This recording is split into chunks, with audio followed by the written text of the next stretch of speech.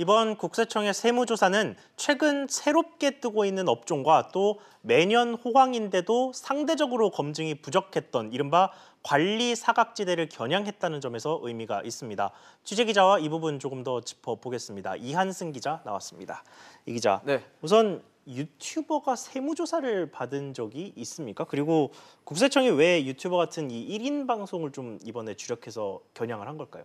일단 첫 번째 질문에 답변을 드리자면 그동안 이 유튜버에 대한 정기 세무조사는 있었습니다. 그런데 오늘처럼 이 탈루 혐의가 큰 유튜버를 대상으로 한 기획조사는 이번이 처음인 건데요.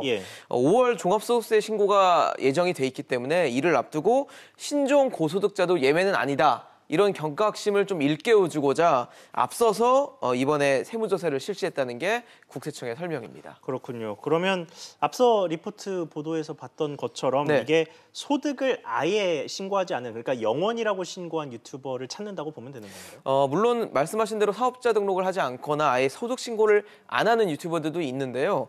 이번 조사 대상은 신고를 했는데 수입 중 일부를 신고하지 않거나 또 허위로 경비를 계상한 혐의가 있는 유튜버들이 타깃이 됐습니다. 국세청은 수익이 많고 탈루 혐의가 있는 사람들 가운데 이번에 조사를 받지 않는 사람들이 있다면 그들은 다음번 조사 대상이 될 것이라고 밝혔습니다. 그렇군요. 그런데 앞서 보도에서 이 해외파 운동선수 이야기도 좀 나왔는데 이 사람들은 사실 외국에서 활동을 하고 돈을 벌고 있는 사람들이잖아요. 그런데 국내에서 세금을 또 내야 되나요? 사실 거주지가 어디냐에 따라서 세금을 내야 하는 것도 달라지는데요.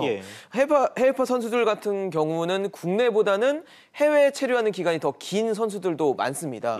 국세청에 따르면 거주지가 어디냐를 구분을 할 때 단순히 해외에 체류한 일자만으로 따지진 않고 가족들은 어디에 사는지 또 재산은 어디에 있는지 이런 것들을 종합적으로 판단하는데요.